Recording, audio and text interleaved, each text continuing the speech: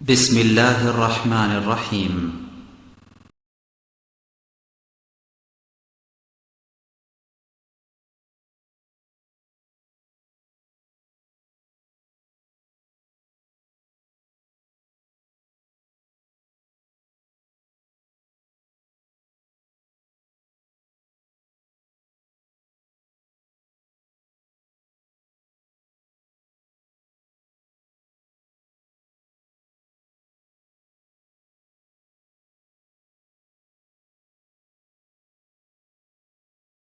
إن الحمد لله نحمده ونستعينه من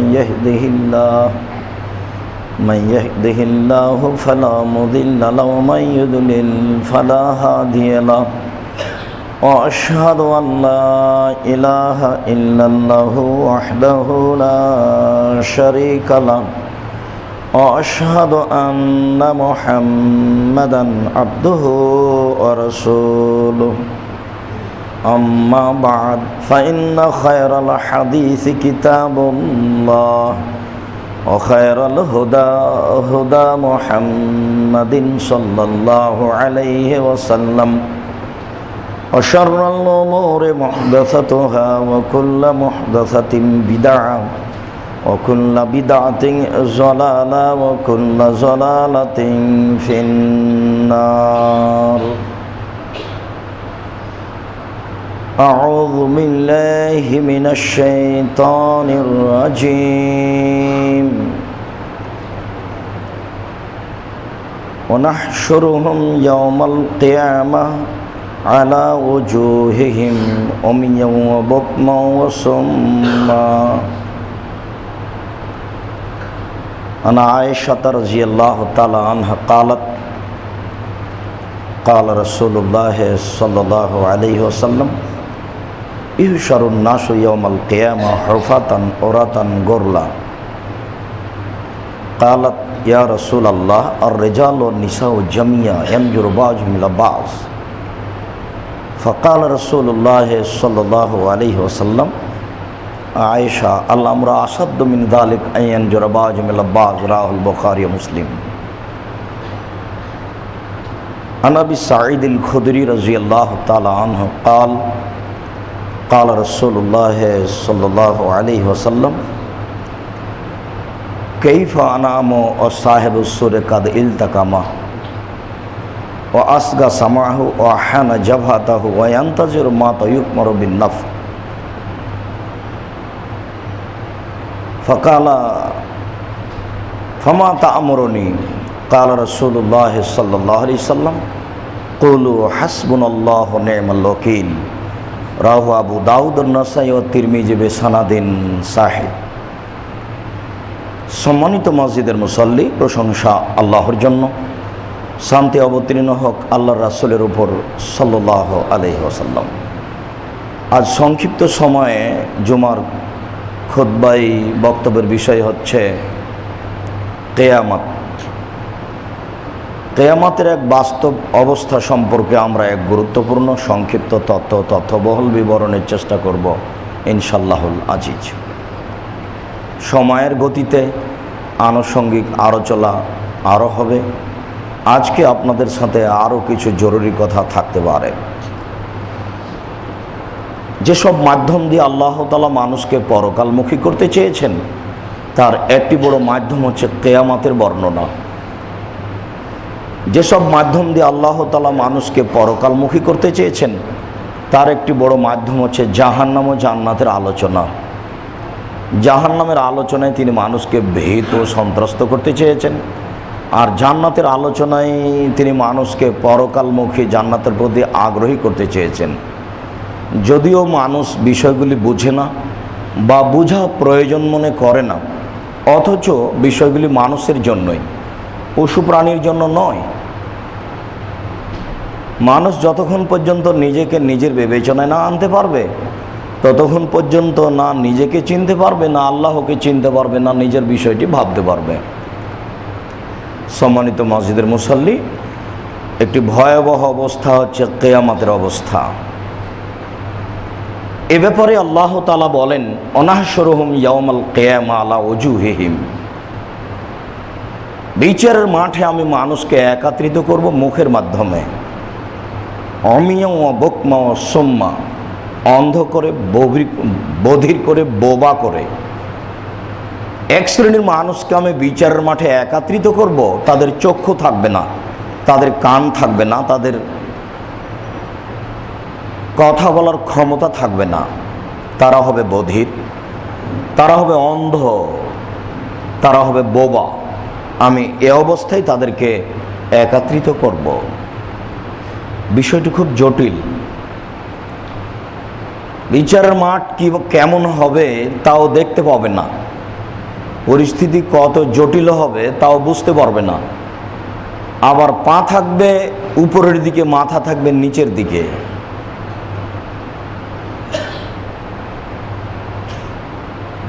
বাহাজ বিন হাকিম তার পিতার মধ্যস্থতায় তার দাদা থেকে বর্ণনা করেন। তিনি বলেন, রাসূল সাল্লাল্লাহু আলাইহি ওয়াসাল্লাম বলেছেন, ইন্নাকুম মাহশুরুনা ইয়াউমাল কিয়ামা রুকবানান ওয়া রিজালান ওয়া তুজাররুনা আলা ওজুহিহিম। বিচারের মাঠে তোমাদেরকে তিন ভাগে একত্রিত করা হবে। এক ভাগ মানুষ পায়ে হেঁটে চলবে, এক ভাগ মানুষ বাহনের উপরে থাকবে, আর এক ভাগ মানুষকে মুখের মাধ্যমে একত্রিত করা হবে। পা থাকবে উপরের দিকে, মুখ থাকবে নিচের দিকে। অবস্থা কেমন হবে সেই বিষয়টি পরে। আমি আপনাকে একত্রিত করার একটা বিবরণ পেশ করছি। মানুষ এইভাবে বিচারের মাঠে একত্রিত হবে। আনাস রাদিয়াল্লাহু তাআলা আনহু বলেন, রাসূল সাল্লাল্লাহু আলাইহি সাল্লাম একদা বললেন, ইহশারুল কাফির ইয়াউমাল কিয়ামা আলা ওজুহিহিম। বিচারের মাঠে অপরাধীদেরকে মুখের মাধ্যমে একত্রিত করা হবে। তখন সাহাবীগণ বললেন, কাইফা ইয়ামশি, তারা মুখের মাধ্যমে কিভাবে চলবে, এটা সম্ভব হবে কি করে? তখন রাসূল সাল্লাল্লাহু আলাইহি ওয়াসাল্লাম উত্তরে বললেন, আল্লাযী আমশাহু আলার রিজলাইনে ওহ কাদরুনে এমশিহে আলা ওজুহিম। যে আল্লাহ আজকে মানুষকে পায়ের মাধ্যমে চালাতে সক্ষম, সে আল্লাহ বিচারের মাঠে মানুষকে মুখের মাধ্যমে চালাতে সক্ষম। তিনি আল্লাহ, তিনি সর্বশক্তিমান। তুমি আশ্চর্য হও কি করে? যে আল্লাহ আজকে মানুষকে পায়ের মাধ্যমে চালাচ্ছে, সে আল্লাহ বিচারের মাঠে মানুষকে মুখের মাধ্যমে চালাবে।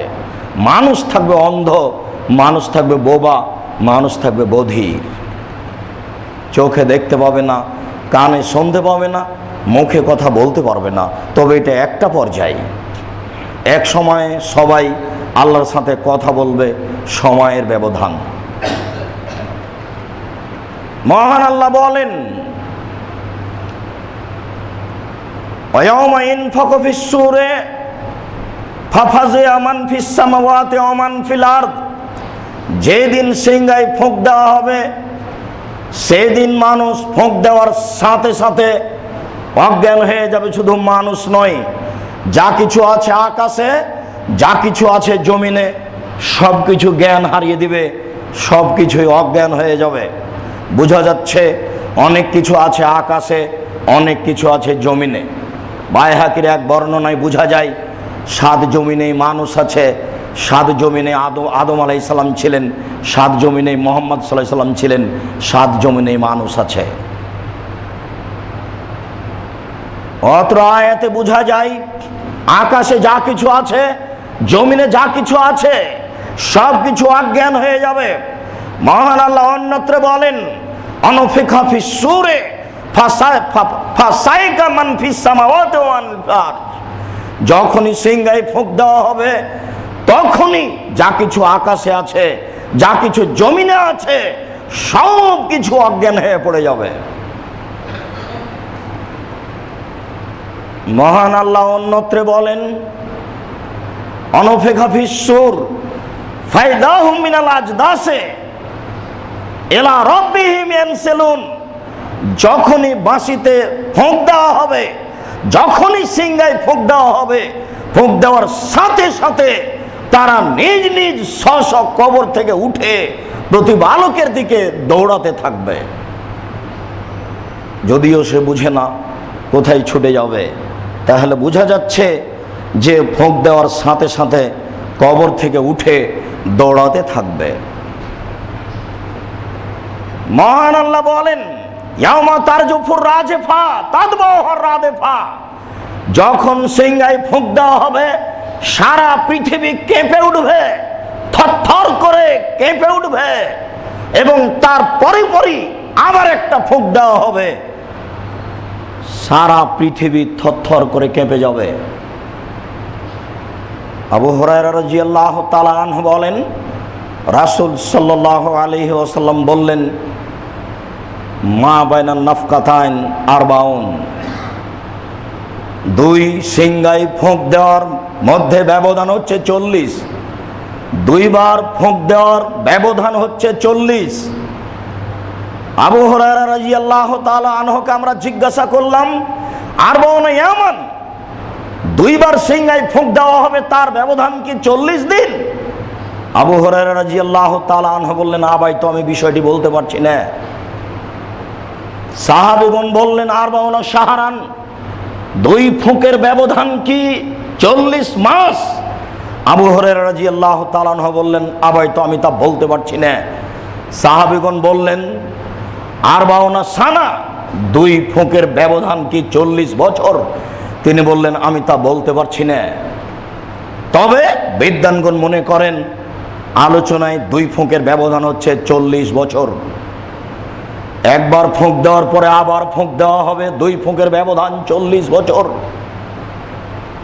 রাসূল সাল্লাল্লাহু আলাইহি ওয়াসাল্লাম ওই সময় আরো বললেন, দ্বিতীয়বার যখন ফোঁক দেওয়া হবে, ইনজিলুল্লাহু তাআলা আল মা মিনাস সামায়ে, আকাশ থেকে আল্লাহ পানি বর্ষণ করবেন, ওয়ায়ামবুতুনা কামা ইয়ামবুতুল মাওয়াল বাকলা, তারা মাটি থেকে গজিয়ে উঠে ছুটে যাবে, যেমন ভাবে আকাশের বৃষ্টিতে ঘাস গজায়। আকাশের বৃষ্টিতে যেভাবে ঘাস গজায়, মানুষ কবর থেকে ওইভাবে গজিয়ে উঠে ছুটে যাবে। তিনি বলেন, লাইসা লিল ইনসানি শাই লা ইয়াবলা ইল্লা আজমুন ওয়াহিদ ইল্লা আজমান ওয়াহিদ, মানুষের সব কিছু মাটিতে খেয়ে যাবে, পুরো শরীরটা মাটিতে ধ্বংস করে দিবে, মাত্র একটি হাড় বেঁচে থাকবে, একটি হাড় টিকে থাকবে, হাড়টি নষ্ট হবে না। অহুয়া জাম্বুল আজমে, তা হচ্ছে এই মেরুদণ্ডের শেষ প্রান্ত, নিতম্বের শেষ অংশটুকু নষ্ট হবে না। ইরাক্কাবুল খালক ইয়াউমাল কিয়ামা, এই দিয়েই আল্লাহ তাআলা পুনরায় মানুষকে তৈরি করবে। সম্মানিত মসজিদের মুসল্লি, রাসূল সাল্লাল্লাহু আলাইহি সাল্লাম যা বলেছেন তাতে বোঝা যায় মানুষ মাটিতে নষ্ট হয়ে যাবে, মাটি মানুষকে খেয়ে ফেলবে, শুধুমাত্র একটি হাড়, তবুও মেরুদণ্ডের শেষ প্রান্ত নিতম্বের উপরে যা আছে সেইটুকুই থাকবে, তারই মাধ্যম দিয়ে আল্লাহ তাআলা মানুষকে আবার সৃষ্টি করবেন। পীর সাহেবের লাশ মাটিতে নষ্ট হয় না, এ কথা মিথ্যা। নবীগণের লাশ মাটিতে নষ্ট হয় না, এ কথা রাসূল সাল্লাল্লাহু আলাইহি সাল্লাম বলেছেন। আর কোনো মানুষের লাশ মাটিতে নষ্ট হয় না, এ কথা তিনি বলেননি। তবে কিছু সাহাবীরও লাশ মাটিতে নষ্ট হয় না, তার প্রমাণ পাওয়া যায়। একজন ব্যক্তি তার পিতার লাশ কবর থেকে উঠিয়েছিলেন 6 মাস পরে। তিনি বলেন, আমার আব্বার শরীরটা ওইরকমই ছিল যেমন মাটিতে আমরা রেখেছিলাম, তবে একটু কাফনের কাপড়ে ধুলা লেগেছিল মাত্র। বুখারীর এক বর্ণনা এটা বোঝা যায়। রাসূল সাল্লাল্লাহু আলাইহি সাল্লাম নবীগণের কথা বলেছেন, তাদের লাশই মাটিতে খাবে না, এছাড়া তিনি অন্য কিছু বলেননি। মানুষের লাশ মাটিতে খেয়ে যাবে, এ কথাই ঠিক, সব গলে নষ্ট হয়ে যাবে, এ কথাই ঠিক।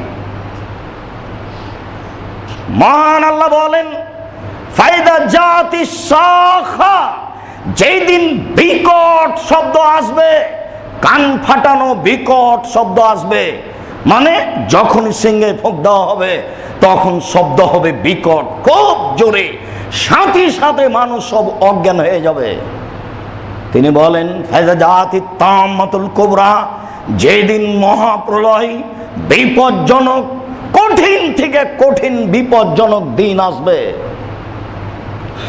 ইয়াউমা ইয়াফিরুল মারউ মিন আখিহি ওয়া উম্মিহি ওয়া আবিহি ওয়া সাহিবাতিহি ওয়া বানিহি। সেই দিন মানুষ তার ছেলে, তার মেয়ে, তার স্ত্রী, তার ভাই সব কিছু থেকে পালাতে থাকবে। একটা পরিস্থিতি হবে এরকম। মহান আল্লাহ বলেন ওয়াইযা নুফিখা ফিস-সূরে ওয়া হুমিলাতিল আরদু ওয়াল জিবালু ফাদুক্কাতা দাক্কাতান ওয়াহিদা। যখনই আল্লাহ তাআলা সিংহে ফোঁক দিতে বলবেন, ফোঁক দেওয়ার সাথে সাথে এই সারা পৃথিবী এবং ওই পৃথিবীতে যত যত বড় বড় পাহাড় রয়েছে সবকে উঠিয়ে আকাশের দিকে তুলে এক আছাড় দিয়ে আল্লাহ তাআলা একে ভেঙে চৌচির করে দিবেন, খান খান করে দিবেন, টুকরো টুকরো করে দিবেন। এই কথা আল্লাহ তাআলার নিজস্ব বিবরণ। পৃথিবী এবং পাহাড়গুলিকে ওপরে তোলা হবে, ওপরে উঠিয়ে আছাড় দিয়ে তাকে ভেঙে চৌচির করা হবে। অবস্থা কেমন হবে তা আপনাকে বুঝাতে অক্ষম। মহান আল্লাহ বলেন কাল্লা ইযা দুক্কাতিল আরজু দাক্কান দাক্কা। কখনো নহে, অসম্ভব, তোমরা যা বুঝেছো সেটা ঠিক নয়। সারা পৃথিবীকে সেদিন তুলে আছাড় দিয়ে টুকরা টুকরা করে দেওয়া হবে, খান খান করে দেওয়া হবে। আল্লাহ তাআলা এভাবেই বলেন। তিনি বলেন আল কারিয়া, মহা দুর্ঘটনা। মাল কারিয়া, মহা দুর্ঘটনা কি? আমাদ রাকাম আল কারিয়া। মোহাম্মদ, আপনি কি বলতে পারেন মহা দুর্ঘটনা কি? আমি বলি ইয়াউমা ইয়াকুনুন নাসু কাল ফারাসিল মাবসুস ওয়া তাকুনুল জিবালু কাল ইহনিল মানফুস। সেই দিন, দুর্ঘটনার দিন, মানুষগুলি হবে কীট পতঙ্গের ন্যায়। একটা ল্যাম্প জ্বালান, বাতি জ্বালান, দেখবেন কীট পতঙ্গগুলি বারবার আগুনের উপরে আসছে, পুড়ে যাচ্ছে। ওর জ্ঞান নেই, ওর বিবেচনা নেই যে আমি ওখানে গেলে পুড়ে যাব, নষ্ট হয়ে যাব। মানুষ সেদিন জ্ঞানহারা হয়ে ঠিক এই কীট পতঙ্গের মতো হয়ে যাবে। আর পাহাড়গুলি হবে ধ্বনিত তুলার ন্যায়। তুলা ধুনা দেখেছেন, ছিটকে দূরে যায়, পাহাড়গুলি সেভাবে ছিটকে দূরে যাবে। পাহাড় তো দেখা যায় না। সিলেটে গেলে, চিটাগাং গেলে, আপনার আসাম গেলে, দার্জিলিং গেলে কিছু বোঝা যায়, সৌদি আরব গেলে কিছু বোঝা যায় যে পৃথিবীতে পাহাড় আছে। মাটিতেই যদি এত পাহাড় থাকে তাহলে পানিতে কত পাহাড় আছে? মাটিতেই যদি এত পাহাড় থাকে, আমরা সমতল জমিতে, সুন্দর জমিতে বসবাস করি, তাই বুঝতে পারি না পাহাড় কি জিনিস, কোথায় বা পাহাড়। চিটাগাং গেলে কিছু কিছু বোঝা যায়। সম্মানিত মসজিদের মুসল্লি, মহান আল্লাহ বলেন এজাজুল জেলাতিল আরজুল জালাহা। যেদিন পৃথিবীকে থরথর করে কাঁপিয়ে তোলা হবে এবং পৃথিবীর ভিতরে যত কিছু ভারী জিনিস আছে সব পৃথিবী বের করে দিবে। সেই দিন মানুষ বলবে আজ পৃথিবীর কি হলো, সব কিছু কেন বের করে দিচ্ছে। আবু হুরায়রা রাদিয়াল্লাহু তাআলা আনহু বলেন রাসূল সাল্লাল্লাহু আলাইহি ওয়াসাল্লাম বলেছেন মান সাররাহু আয়ানজুরা ইয়াউমাল কিয়ামা কানু রায়াইনিন। কেউ যদি সত্য সত্যই তাকিয়ে কিয়ামতকে দেখতে চায়, একেবারে এইভাবে বাস্তব কেউ যদি কিয়ামতকে তাকিয়ে দেখতে চায়, তাহলে সে যেন পড়ে সূরা কুব্বেরাত, সূরা ইনফিতার, সূরা ইনশিকাক। রাসূল সাল্লাল্লাহু আলাইহি ওয়াসাল্লাম বলেন কেউ যদি একেবারে এইভাবে তাকিয়ে দেখতে চায় যে কিয়ামত কি জিনিস, বাস্তব কেউ যদি দেখতে চায় কিয়ামত কি জিনিস, তাহলে এই তিনটা সূরা যেন পড়ে। রাসূল সাল্লাল্লাহু আলাইহি ওয়াসাল্লাম বলেন একে দেখতে দেখতেই আমার মাথার চুল পেকে গেল। বিচারের মাঠের কথা আল্লাহ তাআলা বলেছেন। বিচারের মাঠে মানুষের চুল, ওরা তো একত্রিত হবে বাল্য অবস্থায়, কিন্তু সাথে সাথে পরিস্থিতিতে মাথার চুল পেকে যাবে। ইয়াউমা ইয়াজআলুল বিলদানা শিবা। যেদিন যুবককে হাতে হাতে বৃদ্ধ করে দেওয়া হবে, সেটাই হচ্ছে কিয়ামতের দিন। এত জটিল, এত কঠিন, এত বিভীষিকাময়, তাকাতে তাকাতে মানুষ যুবক থেকে বৃদ্ধ হয়ে যাবে। আল্লাহ রাসূল সাল্লাল্লাহু আলাইহি সাল্লাম বলছেন সূরা তিনটিকে দেখতে দেখতে আমার মাথার চুল পেকে গেল। কোনোদিন কি পড়ে দেখেছেন? কুব্বিরাত কি পড়ার সময় হয়?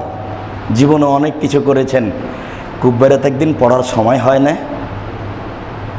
জীবনটা কি 16 আনাই মিছে? আসলেই কি তাই? তাই তো মনে হচ্ছে। 1450 বছর আগে আল্লাহ রাসূল এই কথা বলেছেন।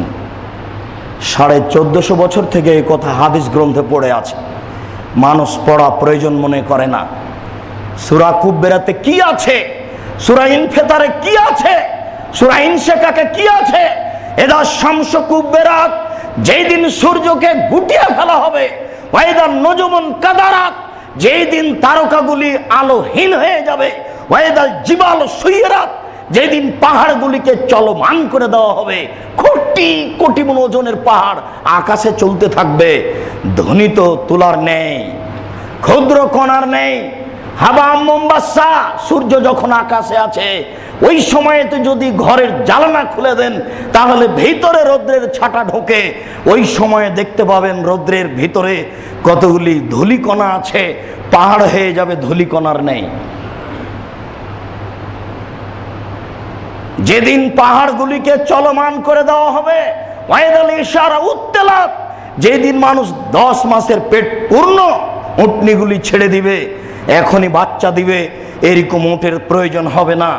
এইটা সৌদি আরবের কথা। যদি বাংলাদেশের ঢাকার কথা হতো তাহলে আল্লাহ বলতেন যেদিন বড় বড় দোকানপাট ব্যবসা ছেড়ে চলে যাবে। কিন্তু কথা তো সৌদি আরবের, ওখানে যারা ছিলেন তাদেরকে মূলত বোঝানো হয়েছে।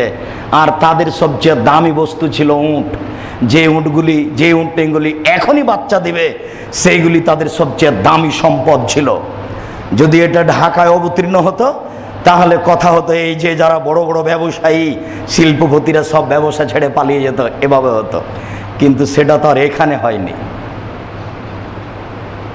ওয়াইদান নফুস যুববাজাত ওয়াইদাল মাউদাতু সুইলাত বিআইয়ি দামমিন কুতিলাত, যেই দিন সমস্ত প্রাণীকে একত্রিত করা হবে, একেবারে আদম থেকে নিয়ে কিয়ামত পর্যন্ত যত মানুষ এসেছে, যত মানুষ আছে, যত মানুষ আসবে, সবকে একত্রিত করা হবে।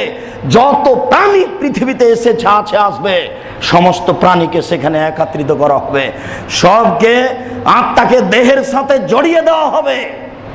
ওয়াইদাল বিহারু সুজ্জিরাত, যেদিন সাগরে আগুন লেগে যাবে, আটলান্টিক মহাসাগরে, প্রশান্ত মহাসাগরে আগুন লেগে যাবে, ধাঁধা ধাঁধা করে আগুন জ্বলবে সাগরে। আল্লাহ তাআলা বলেন ওয়াইদাল আরজু মুদ্দাত, যেদিন পৃথিবীকে আরো সম্প্রসারিত করা হবে, আরো বড় করা হবে। বর্ণনা এসেছে পৃথিবী সমতল হবে। একটু পরে বলার চেষ্টা করছি ইনশাআল্লাহ। পৃথিবী সমতল হবে, পৃথিবীকে আরো বড় করা হবে। সেই দিন বিচারের মাঠে থাকবেন আল্লাহ, বিচারের মাঠে থাকবেন ফেরেশতা, বিচারের মাঠে থাকবে মানুষ, বিচারের মাঠে থাকবে জিন, বিচারের মাঠে থাকবে জাহান্নাম, বিচারের মাঠে থাকবে জান্নাত, বিচারের মাঠে থাকবে পশু প্রাণী। কি দিয়ে বুঝাই আপনাকে আমি বিচারের মাঠ কত বড় হবে? সময়ের ব্যবধানে এইভাবে মানুষকে বিচারের মাঠে একত্রিত করা হবে। বিচারের মাঠ বড় কঠিন, বিভিন্ন পর্যায়ে মানুষ একত্রিত হবে বিচারের মাঠে। একাধিক বিবরণ রয়েছে, বিষয়গুলি বুঝে মূল্যায়ন করার জন্য আমাদের পক্ষ থেকে আন্তরিকভাবে অনুরোধ রইল। আল্লাহ তুমি আমাদের কবুল করো, আল্লাহুম্মা আমিন। আল্লাহুম্মা সাল্লি আলাইহি আল্লাহুম্মা বারিক আলাইহি। আলহামদুলিল্লাহি ওয়াহদা ওয়াসসালাতু ওয়াসসালামু আলা মান লা নাবিয়্যা বাদা। আয়েশা রাদিয়াল্লাহু তাআলা আনহা বলেন, আয়েশা রাদিয়াল্লাহু তাআলা আনহা বলেন, রাসূল সাল্লাল্লাহু আলাইহি সাল্লাম বলেছেন, ইহশারুন নাসু ইয়াউমাল কিয়ামা হুফাতান ওরাতান গোরলা। বিচারের মাঠে মানুষকে একত্রিত করা হবে উলঙ্গ করে, খাতনাবিহীন, খালি পায়ে। কারো পরনে কাপড় থাকবে না, কারো মুসলমানি দেওয়া থাকবে না, খাতনা করা থাকবে না, কারো পায়ে জুতা থাকবে না, সবাই খালি পায়ে উলঙ্গ অবস্থায় একত্রিত হবে।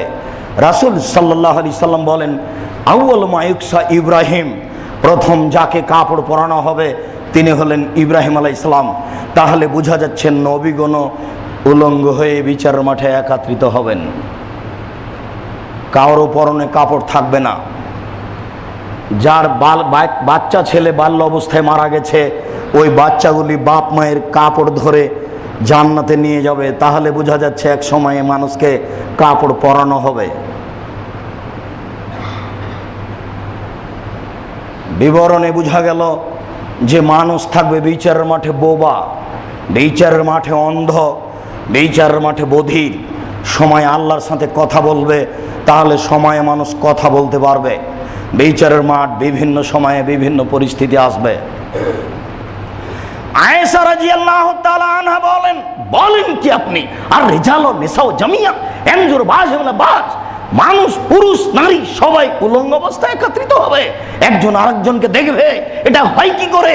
বলেন কি আপনি আল্লাহর রাসূল, এটা হয় কি করে? পুরুষ নারী উলঙ্গ অবস্থায় উঠবে, একজন আরেকজনকে দেখবে, এটা কেমন কথা হলো? তখন আল্লাহ রাসূল বললেন, শোনো, আর রিজাল ও নিসাও জামিয়া, আয়েশা আল আমরু আসাদ্দু মিন যালিক আয়ান জোরা বাজ ওয়ালা বাজ, এর চেয়ে সমস্যা অনেক অনেক অনেক জটিল থাকবে, যে মানুষ কি অবস্থায় আছে কেউ কাউকে দেখবে। পরিস্থিতি এমন থাকবে না আয়েশা, পরিস্থিতি এর চেয়ে অনেক অনেক অনেক জটিল। কে কাপড় পরে আছে না আছে এরকম দেখার মতো বিবেচনা মানুষের থাকবে না।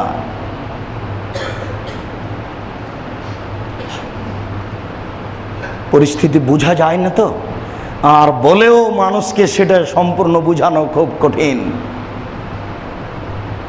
কি দিয়ে আপনাকে আমি বুঝাই পরিস্থিতি কেমন হতে পারে, পরিস্থিতি কত জটিল হতে পারে।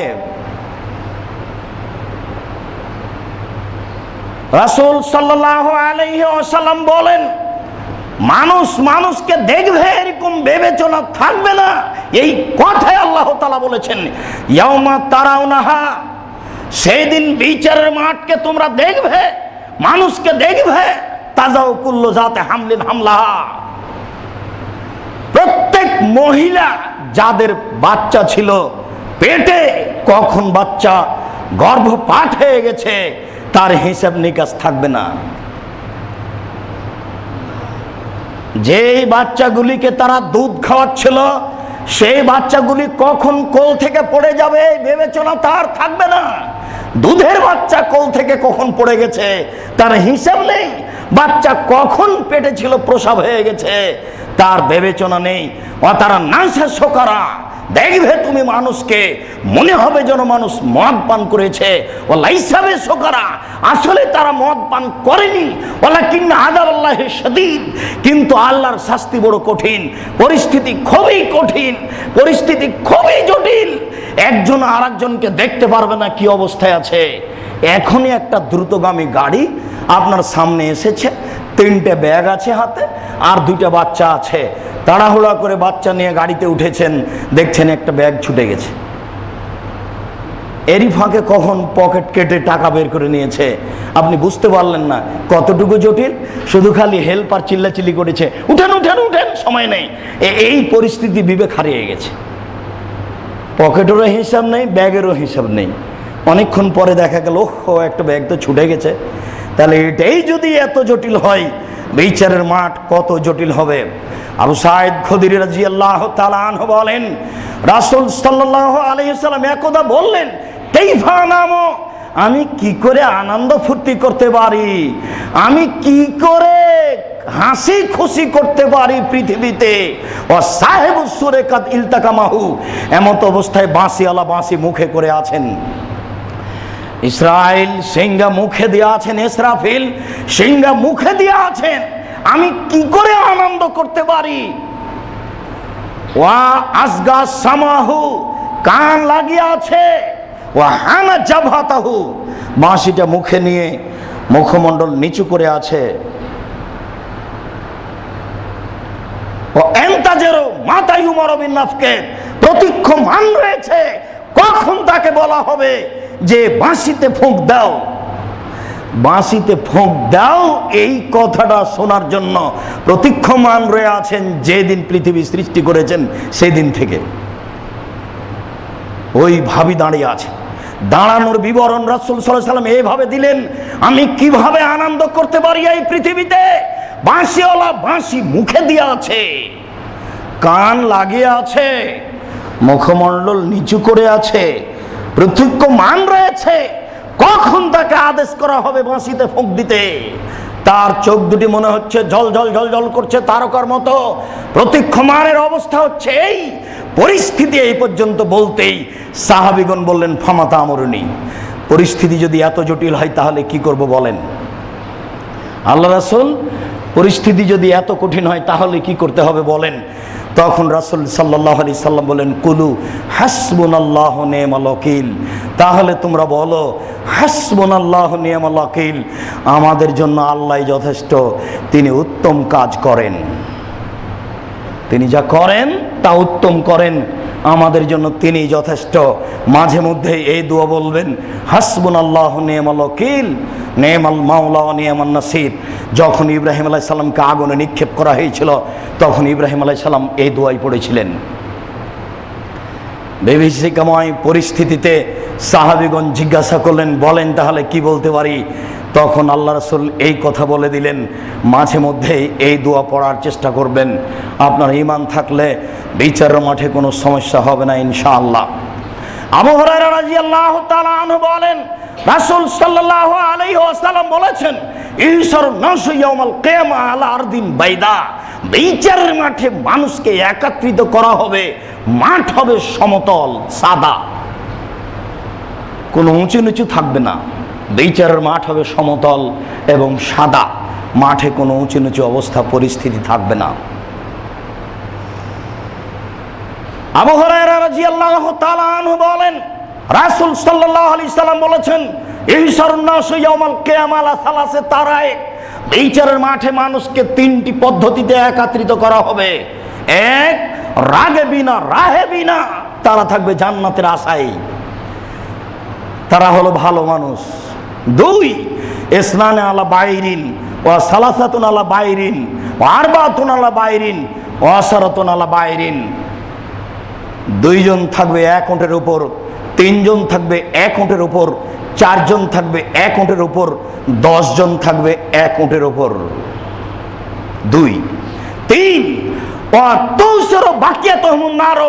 বাকিগুলিকে আগুন একত্রিত করবে, বাকিগুলিকে ঘেরে থাকবে আগুন। যাদের পা থাকবে উপরের দিকে, মাথা থাকবে নিচের দিকে, তাদেরকে আগুন ঘেরে থাকবে। এই পর্যন্ত বলে রাসূল সাল্লাল্লাহু আলাইহি ওয়াসাল্লাম থামেননি, তিনি বলছেন আরো, তাকিলু মাহুম হাইসু কালু, তারা যেখানে দুপুর করবে আগুন সেখানে দুপুর করবে। অত্যাবিতু মাহুম হাইসু বাতু, তারা যেখানে রাত অতিবাহিত করবে আগুন সেখানে রাত অতিবাহিত করবে। অতুসবে মাহুম হাইসু আসবাহু, তারা যেখানে সকাল করবে আগুন সেখানে সকাল করবে। অতুমসি মাহুম হাইসু আমসু, তারা যেখানে সন্ধ্যা করবে আগুন সেখানে সন্ধ্যা করবে। তাহলে বোঝা যাচ্ছে অনেক সময় চলবে বিচারের মাঠ।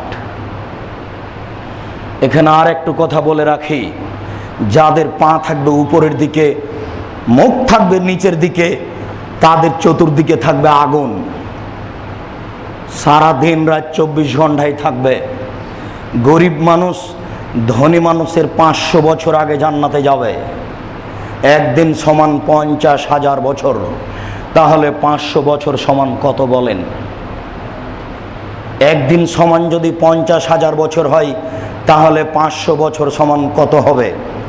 রাসূল সাল্লাল্লাহু আলাইহি ওয়াসাল্লাম বলেছেন, মান আখাযা শিবরান মিনাল আরদি যুলমান, যে ব্যক্তি অর্ধ হাত জমি জোর করে দখল করবে, যে ব্যক্তি অর্ধ হাত জমি, একটা বাড়ি, একটা কুঁড়ে ঘর জোর করে দখল করলো, ফাকাল্লাহু ইয়াউমাল কিয়ামাহ ইবরা, বিচারের মাঠে তাকে ওই মাটিতে খুঁড়তে লাগাবেন। হাত্তা ইয়াবলুগা আলা সাব'i আরজিন, খুঁড়তে খুঁড়তে খনন করতে করতে যখন 7 জমিনের নিচে যাবে, ফায়ুতাওয়াকু আলা উনুকিহি, তখন এই 7 জমিনটা তার কাঁধে তুলে দিয়ে তাকে বলা হবে এখন হাঁটো। 1 জমিন সমান হলো 500 বছরের পথ, তাহলে 7 জমিন সমান হলো 3500 বছরের পথ। 3500 বছরের পথ মাটি খুঁড়বে। আমি বলতে পারছি না কতদিন যাবৎ খুঁড়বে, এই বিবরণ আপনাকে আমি বুঝাতে অক্ষম। এরকম কোনো বিদ্যা বুদ্ধি আমার কাছে নেই যেটা আপনাকে আমি বুঝাতে পারি যে এই 7টা জমিন খুঁড়ে যেতে তাকে কত সময় লাগবে। একটা সমান হলো 500 বছরের পথ, তাহলে 7টা সমান 3500 বছরের পথ। 3500 বছরের পথ খুঁড়ে নিচে যাবে, এরপরে এই 7টা জমিন তার কাঁধে তুলে দেওয়া হবে, তারপরে বলা হবে হাঁটো, কত দিন হাঁটবে এই কথা রাসূল সাল্লাল্লাহু আলাইহি ওয়াসাল্লাম বলেননি। তারপরে তিনি বলেছেন শেষে বিচার হবে। মনে রাখা ভালো হবে জালেমের বিচার পরে হবে, মনে রাখা ভালো হবে জালেমের বিচার পরে হবে। এই ছেলে, যারা ধমক দিয়ে কথা বলে তারাও জালেম। তুমি মুরব্বীকে ধমক দিয়ে কথা বলেছ, সেটাও জুলম। আজ সন্ধ্যা হতে হতে মুরব্বীর হাত ধরে ক্ষমা নিবা, তোমার বিচার পরে হবে। রিক্সাওয়ালাকে এক থাপ্পড় মেরেছে, ওটাও জুলুম, তোমার বিচার পরে হবে। আর আপনারা যারা ক্ষমতাশীল দায়িত্বশীল, কারো জমি জায়গা বাড়িঘর দখল করে থাকলে আগামীকাল সন্ধ্যা হতে হতে, আজকে সন্ধ্যা হতে হতে সব কিছু ফেরত দেন। যারা জুলুম করেছে তাদের বিচার পরে হবে। আমি আপনাকে বুঝাতে পারি না সেটা সময় কত। তবে রাসূল সাল্লাল্লাহু আলাইহি সাল্লাম বলেছেন, বুখারী মুসলিমের হাদিস, একজন মুমিনের বিচারের সময় হলো এক ওয়াক্ত সালাতের সমান। মাগরিবের সালাত আদায় করতে কতটা সময় লাগতে পারে? 3 থেকে 5 মিনিট। তাহলে একজন ভালো মানুষের বিচারের সময় হলো 5 মিনিট। কোনো একদিন কবরের শাস্তি বলার জন্য বলছিলাম, হয়তোবা ভুলে গেছেন। একজন মুমিনের বিচারের মাঠের সময় হলো 5 মিনিট। 5 মিনিট কিন্তু ওখানে হাদিসে নেই। আবার যদি এটা উল্টে ধরেন তাহলে আমিও বিপদে। রাসূল সাল্লাল্লাহু আলাইহি সাল্লাম বলেছেন যে এক ওয়াক্ত ফরজ সালাত আদায় করতে যত সময় লাগে, তো আমরা মাগরিবেরটাই ধরি, জোহরেরটাই ধরি। এক ওয়াক্ত সালাত আদায় করতে, ফরজ সালাত আদায় করতে যত সময় লাগে, ভালো মানুষের বিচারের সময় তত। তাহলে মন্দ মানুষের বিচারের সময় কত? একজন গরিব মানুষ ধনী মানুষের 500 বছর আগে জান্নাতে যাবে, তাহলে সেটা কতদিন হলো? একটা লোককে 3500 বছরের পর জমিন খনন করতে বলা হবে, কত দিন করবে সেটা কে জানে, আবার কত দিন এটা বহন করবে সেটাই বা কে জানে। তবে জালেমের বিচার পরে হবে, হাদিসে বোঝা যায়। বিচারের মাঠ আপনাকে আমি বুঝাতে অক্ষম। কি দিয়ে বুঝাই আপনাকে আমি বিচারের মাঠ কত জটিল? আবু হুরায়রা রাদিয়াল্লাহু তাআলা আনহু বলেন, রাসূল সাল্লাল্লাহু আলাইহি সাল্লাম বলেছেন, তুদনা শামসু ইয়াউমাল কিয়ামাতিন মিনাল খালকি কা মিকদার মাইলিন। বিচারের মাঠে সূর্যকে মানুষের নিকটে করা হবে। সূর্য কিন্তু নষ্ট করে দেওয়া হয়েছে। এজা শামসু কুব্বিরাত, যে দিন সূর্যকে গুটিয়ে ফেলা হবে, মানে সূর্য নেই, চন্দ্র নেই। রাসূল সাল্লাল্লাহু আলাইহি সাল্লাম বলছেন, আশ-শামসু ওয়াল কামারু মুকাওয়ারানে, সূর্য এবং চন্দ্রকে গুটিয়ে দেওয়া হবে, এগুলো আকাশে থাকবে না। তাহলে আবার বিচারের মাঠে সূর্যকে নিয়ে আসা হবে। মানুষের মাথার উপরে হবে কা মেঘদারে মাইলিন, 1 মাইল উপরে। অর্ধ হাত উপরে সূর্য থাকবে এই কথা ঠিক নয়, 1 মাইল উপরে সূর্য থাকবে এই কথা ঠিক। রাসূল সাল্লাল্লাহু আলাইহি সাল্লাম বলেন। এরপরে তিনি বলেন, ওয়ান্নাস আলা কাদরি আমালিহিম ফিল আরাকে, মানুষ তার পাপ অনুযায়ী থাকবে ঘামের মাঝে, মানুষ তার পাপ অনুযায়ী থাকবে ঘামের মধ্যে, পুরুষ নারী তার পাপ অনুযায়ী থাকবে ঘামের মধ্যে। মিনহুম মা ইয়াকুনু ইলা কাবাইহি, কারো কারো ঘাম হবে টাকনু পর্যন্ত।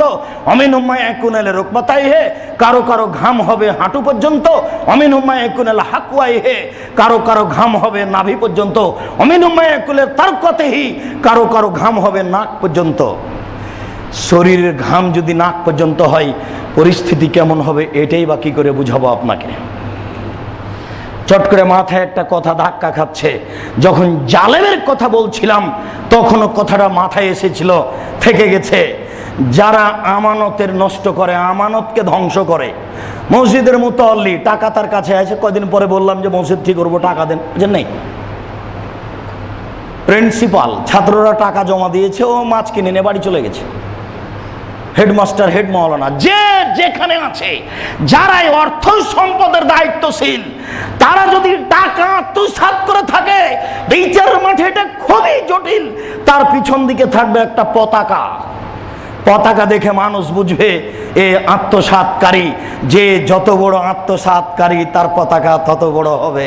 বুখারী মুসলিম। বলো তোমার চেয়ারম্যানের কি হবে?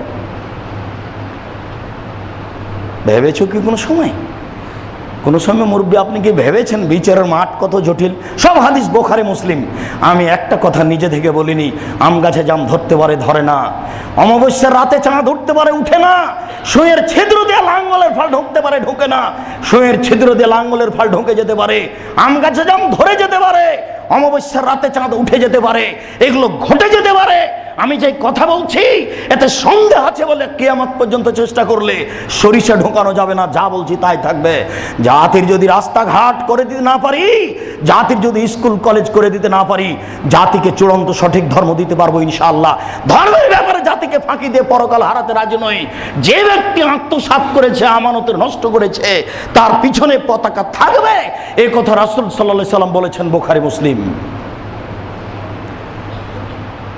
মানুষ তার ঘামের মাঝে থাকবে বিচারের মাঠে, পরিস্থিতি কত জটিল। আবু সাঈদ খুদরি রাদিয়াল্লাহু তাআলা আনহু বলেন, রাসূল সাল্লাল্লাহু আলাইহি ওয়াসাল্লাম বলেছেন, একশফু রব্বুনা তাআলা আন সাকিহি, বিচারের মাঠে আল্লাহ তাআলা তার পায়ের গোছাকে প্রকাশ করবেন। এই ছেলে, তোমার হুজুর মিথ্যা কথা বলেছেন, তোমার হুজুর বলেছেন আল্লাহর আকার আকৃতি নেই, তোমার হুজুর ধোঁকাবাজ। এই দেখো, বিচারের মাঠে আল্লাহ তার পায়ের গোছাকে প্রকাশ করবেন। রাসূল সাল্লাল্লাহু আলাইহি সাল্লাম বলেন, বিচারের মাঠে মানুষকে জাহান্নামে দেওয়া হবে, আর বলবেন জাহান্নাম তুমি কি পূর্ণ? তখন জাহান্নাম বলবে আর কি কিছু আছে? তখন আল্লাহ তাআলা তার পাকে জাহান্নামে ঢোকাবেন। জাহান্নামের কিছু অংশের মধ্যে ঢুকে যাবে, আঁটুসাঁটো হয়ে যাবে, আর জাহান্নাম বলবে কাট কাট কাট, যথেষ্ট। এই যে আল্লাহ তাআলার পা আছে তার প্রমাণ। বিচারের মাঠে আল্লাহ তাআলা 7 আকাশকে ডান হাতে ধরবেন, 7 জমিনকে বাম হাতে ধরবেন।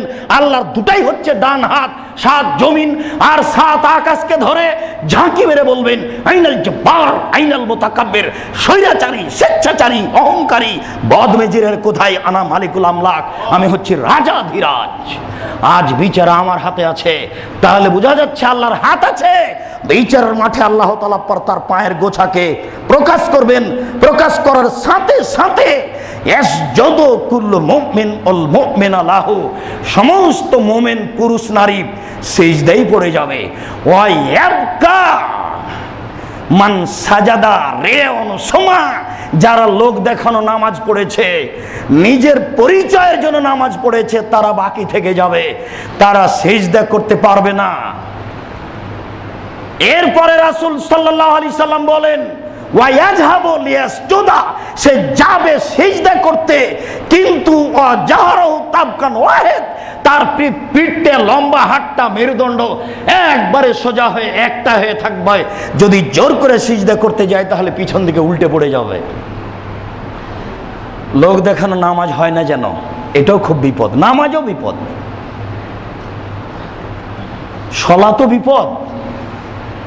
সলাৎ মানুষকে দেখে যদি পরিবর্তন করেন, ছেলের কথার চাপে যদি মসজিদে আসেন, বৌমার কথার চাপে যদি মসজিদে আসেন, তাহলে এটাও বিপদ। বিচারের মাঠে আপনি সিজদা করতে পারবেন না। মুমিন পুরুষ নারী সিজদা করবে, মানুষগুলি বিচারের মাঠে সিজদা করতে পারবে না। আবু সাঈদ খুদরি রাদিয়াল্লাহু তাআলা আনহু বলেন, রাসূল সাল্লাল্লাহু আলাইহি সাল্লাম বলেছেন, মা মিনকুম মিন রিজালিন ইল্লা ইয়াতাকাল্লামু রাব্বুহু, বিচারের মাঠে প্রত্যেকটা পুরুষ নারীর সাথে আল্লাহ কথা বলবেন। বিচারের মাঠে প্রত্যেক পুরুষ নারীর সাথে আল্লাহ কথা বলবেন। লাইসা বাইনাহু ওয়া বাইনাহু তারজুমান, আল্লাহ এবং তার মাঝে কোনো দোভাষী থাকবে না। ওয়ালা হিজাবুন ইয়াহজাবুহু, কোনো অন্তরাল থাকবে না, কোনো পর্দা থাকবে না, কোনো দোভাষী থাকবে না। আপনি যা বলবেন আল্লাহ তা বুঝবেন, আল্লাহ যা বলবেন আপনি তা বুঝবেন। ওই সময়ে রাসূল সাল্লাল্লাহু আলাইহি সাল্লাম বলেন, ফায়ানজুরু আয়মানা মিনহু, মুখামুখি কথা বলার সময় সে তার ডান দিকে লক্ষ্য করবে। ফায়ারা মা কাদ্দামা মিন আমালিহি, সে জীবনে যা কিছু করেছে সব কিছু ডান দিকে দেখতে পাবে। সুম্মা ইয়ানজুরু আসওয়া মিনহু, এরপরে সে বাম দিকে লক্ষ্য করবে। ফায়ারা মা কাদ্দামা মিন আমালিহি, জীবনে যত কিছু করেছে সব বাম দিকে দেখতে পাবে। এই বোকা ছেলে, ভাবির সাথে কুটকুট করে কথা বলো তো, এই অবস্থায় দেখতে পাবা। ভাবির সাথে এক রিসে যেতে লজ্জা পাও না? বান্ধবীর সাথে এক জায়গায় বসে থাকতে লজ্জা পাও না? এইভাবেই বসে থাকবা, এইভাবেই দেখতে পাবা। আল্লাহর নবী বলছেন, বুখারী মুসলিমের হাদিস। জীবনে ভান করে চলো না, তোমার ভাবিকে বলে দিও যেন ভান না করে, ঢং দেখিয়ে যেন না চলে, সে যেন সত্য সত্যে আল্লাহকে বিশ্বাস করে, আল্লাহ রাসূলকে বিশ্বাস করে, পরকালকে বিশ্বাস করে, সে যেন ঈমান দিয়ে চলে। তোমাকেও বলছি, বোকামি ত্যাগ করো।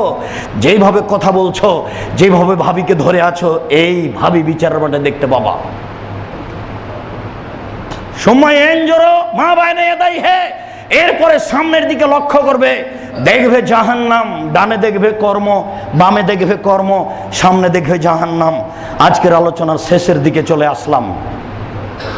আবু হুরায়রা রাদিয়াল্লাহু তাআলা আনহু বলেন, রাসূল সাল্লাল্লাহু আলাইহি সাল্লাম কারা ইয়াউমাইজিন তুহাদ্দিসু আখবারাহা, একদা তিনি এই আয়াতটা পড়লেন, ইয়াউমাইজিন তুহাদ্দিসু আখবারাহা, যেদিন পৃথিবীতে যা কিছু ঘটছে সব পৃথিবী top top top top top top করে বলে দিবে। এইটুকু আয়াত পড়ার পরে আল্লাহর নবী নিজে বলছেন সাহাবীগণকে, হাল তাদরুনা মা আখবারুহা, সঙ্গী সাথী বলতে পারো মাটি কথা বলবে সেটা কি জিনিস? সঙ্গী সাথী বলতে পারো মাটি কথা বলবে সেটা কি জিনিস? সঙ্গী সাথী বলতে পারো মাটি কথা বলবে সেটা কি?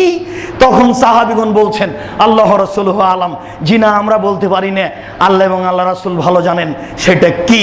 তখন আল্লাহ রাসূল বললেন, শোনো, তাশহাদু আলা কুল্লি আবদিন ওয়া আমা, প্রত্যেকটা পুরুষ নারীর বিরুদ্ধে মাটি কথা বলবে, প্রত্যেকটা পুরুষ নারীর বিরুদ্ধে মাটি কথা বলবে।